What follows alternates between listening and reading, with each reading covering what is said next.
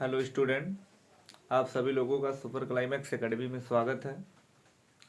जैसा कि हम लोगों ने पिछली कक्षाओं में पढ़ा था उत्तल और अवतल दर्पण के लिए फोकस दूरी और वक्रता त्रिज्या में संबंध, और वहां से निष्कर्ष निकला था यब बराबर जो होता है r/2 होता।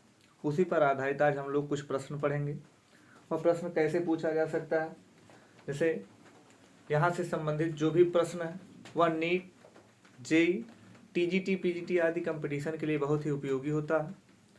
क्वेश्चन कैसा बन सकता है, मान लीजिए कोई एक अवतल दर्पण है जिसकी वक्रता त्रिज्या आपको 20 सेंटीमीटर दिया और कहा इस पर कोई प्रकाश की किरण आपतित होती है। तो प्रकाश की किरण जो आपतित होती है वह विलंब के साथ 45 अंश का कोण बनाती है। तो कह रहा है इस दर्पण की फोकस दूरी ज्ञात कीजिए। तो होता क्या, बच्चों ने जैसे देखा कि क्वेश्चन में वक्रता त्रिज्या का मान 20 सेंटीमीटर है, तुरंत उन्होंने कहा कि अब बराबर होता r/2।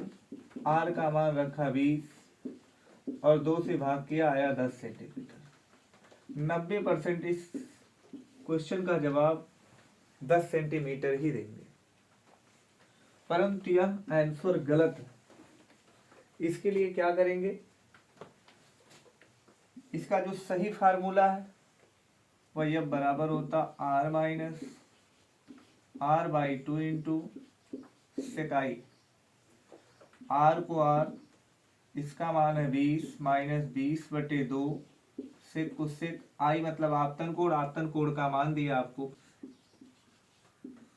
हल करेंगे इसको, 20 माइनस 10 से 45 अंश का मान √2, आगे 20 माइनस 10 √2 का मान 1.414, ये आपका होगा 20 माइनस 14.14, माइनस करेंगे ये आएगा 5.86 सेंटीमीटर, जो कि आपका यही राइट आंसर है।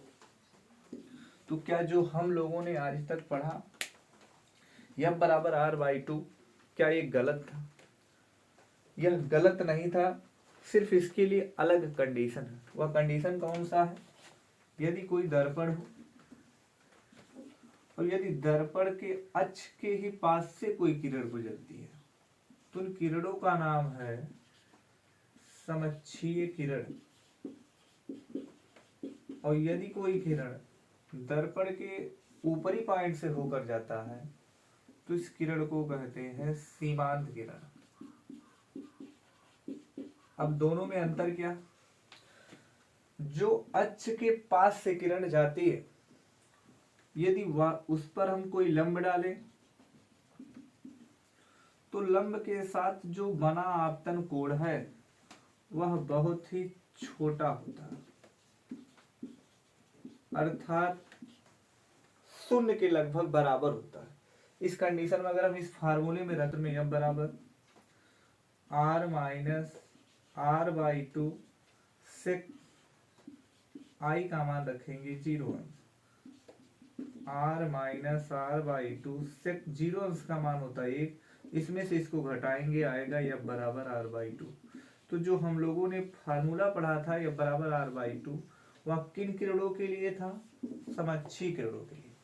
परंतु जब जो कोण है यदि वह 0 अंश से अधिक हो अर्थात सीमांत किरणों के लिए सही फार्मूला जो होता वह ये होता, यह बराबर r minus r/2 into sec आई।